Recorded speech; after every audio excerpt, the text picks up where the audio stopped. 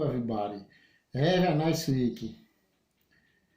Minha gente, uma boa semana para vocês, um olá para todo mundo. E nono ano, vamos prosseguir com o tempo condicional, o assunto que nós começamos na semana passada, aquele assunto que fala de situações que podem não apresentar certeza da ação, mas que dependendo da condição, isso seja possível. Então, o que a gente precisa observar com relação ao tempo condicional é o seguinte, é que, na verdade, nós estamos trabalhando só a primeira condição.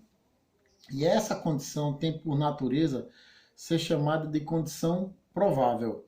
E o que é que implica isso? Dentro de um parâmetro de incerteza, a condição provável é que está mais próxima da realidade.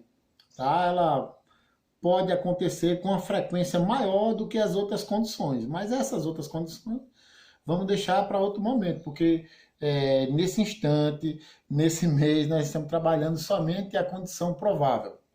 Tá? E hoje ainda não vou colocar para vocês quais são os assuntos, quais são os tempos verbais que acompanham a condição provável, que na verdade são dois conteúdos. Tá? Então, esses conteúdos eu vou trazer um na semana que vem, eu trago um tópico gramatical desse, e na semana seguinte, na última semana fechando o mês de junho, nós vamos trazer a revisão do outro conteúdo. Eu digo revisão, porque a essa altura, esses conteúdos vocês já trabalharam no processo que vocês tiveram de lá do Fundamental Menor até chegar ao nono ano, tá certo? Então, é importante a gente sempre ressaltar essa maneira de funcionalidade desse tempo verbal.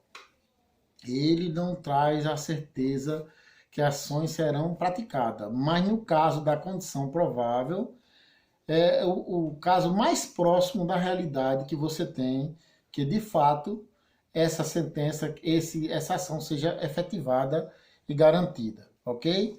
Então vamos dar uma... Percebam aqui, nessa tabela, que vocês vão observar que essa tabela ela está sempre com o if no começo. Tá? Aí é uma coisa que eu quero deixar hoje bem já esclarecido para vocês.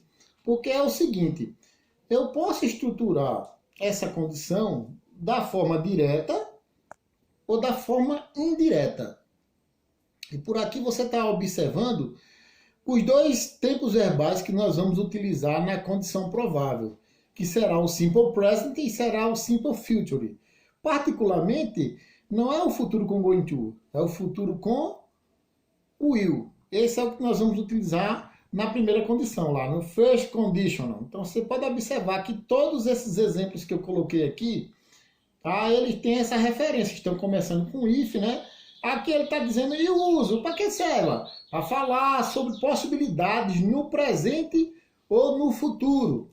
E aí ele tem todos os exemplos pertinentes. Mas eu queria deixar essa aula hoje com a certeza que vocês entenderiam as possibilidades que vocês vão ter de estruturar essa primeira condição de uma forma direta ou de uma forma indireta. Que vocês fixassem esse processo estrutural dessa maneira aí. Então, vejamos aqui. As frases condicionais são compostas por duas orações. Logo, né, como já falei no outro momento, quando você está falando de duas orações, você está falando de um período composto, né? Que, por sua vez, podem ser apresentados de forma direta ou indireta. Bem, é aí que nós vamos ver como é que funciona isso na forma direta e como é que funciona isso na forma indireta. Vamos ver como é que funcionam essas possibilidades. Na letra A você tem a forma direta. Professor, como é que eu vou fazer para deixar ela na forma direta? Na forma direta, eu vou começar com a oração principal. Depois da oração principal, eu vou colocar o if. E por último, eu vou colocar a oração condicional, tá? E aí você vai perceber que essa forma direta, não há necessidade de vírgula separando, vamos dizer, separando uma oração da outra. Não há essa necessidade de utilizar a vírgula separando. Você vai perceber aqui, ó, que não tem. Se eu voltar rapidamente aqui para a tabela, vocês vão perceber. Veja que aqui está diferente, ó. Aqui eu tenho o começo da sentença pelo if, que seria a condição, mas separando uma oração da outra, você tem a vírgula, não é isso? Logo você percebe que essa tabelinha aqui todinha, ela não está colocada na forma direta. Porque essa forma direta não contempla isso. A forma direta tem a oração principal, o if no meio, e a oração condicional sem utilização da vírgula. Já a forma indireta, que é aquele processo, se você observar, o processo está lá em cima na tabela, ela vai começar com o if, depois ela vai ter a oração condicional, depois da oração condicional, aí você perceba aqui, ó, que ela tem vírgula, tá? Exatamente que essa vírgula vai ser aquela partezinha de separação entre uma oração e outra. E depois você tem a oração principal. E aí, gente, é obrigatório, com a necessidade da utilização de vírgula. Tem que ter a vírgula quando você está no processo indireto. Mais uma vez, eu quero mostrar para vocês aqui, para que vocês percebam que todos esses exemplos aí, eles estão começando com if, não é isso? E depois, ó, quando termina a primeira oração, não é isso? Aí tem a vírgula, para que tivesse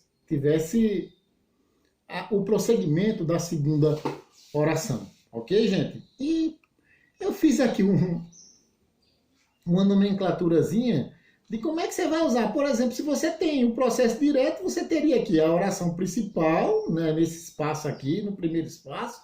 Depois o if, ó, sem vírgula, sem nada. E a segunda parte seria destinado para a oração condicional.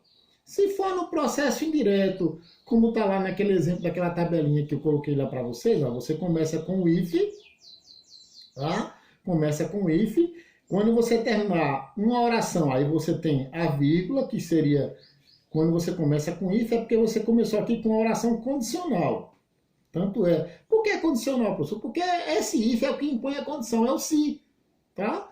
Impõe a condição. E aqui seria a oração principal. Então, há sempre essa possibilidade. Inclusive, eu tenho observado que muitos gramáticos, e até exercício que eu às vezes pego na internet, que muitas pessoas que postam coisas na internet, seja gramático, ou professor, ou até mesmo curioso, eles têm uma preferência por esse modelo indireto. De cada 20 exemplos que eu encontro lá, deve ter 15, 18 que está na forma indireta. Então é bom que a gente perceba. Olha, esse if daí, há situações que ele não é utilizado. Tem outros mecanismos para que você utilize essa parte daí, outros fragmentozinhos, né? Mas essa vírgula daí, numa oração que começou com a condicional, para depois ter a oração principal, ela não pode deixar de existir. É obrigatório ter essa vírgula, tá? Então, quando você... vamos dizer que esse if daí fosse um conectivo. Porque um conectivo é aquele elemento de ligação, tá? Como você tem nas orações coordenadas ou nas orações subordinadas, você tem conectivos. Então, eu posso ter outros conectivos e posso ter sentença que não tenha nem if nem outro conectivo, mas eu não posso ter uma sentença que começou pela condicional, terminando com a principal sem ter vírgula no meio. Isso aí é de caráter obrigatório, tá, minha gente? Então, fechando nossa aula de hoje, gostaria de agradecer a vocês pela participação da semana passada. Realmente foi... eu tive aqui muitos alunos que me entregaram as atividades. Espero que nessa semana a pegada seja a mesma, o que melhorem, tá? E aí já fica o nosso compromisso firmado, porque na próxima semana, eu vou trazer a revisão de um dos conteúdos que envolve a condição provável, né? Ou trago a revisão do Simple Present, ou trago a revisão do Future com o will, tá certo? Muito obrigado, boa semana de estudos e até a próxima aula.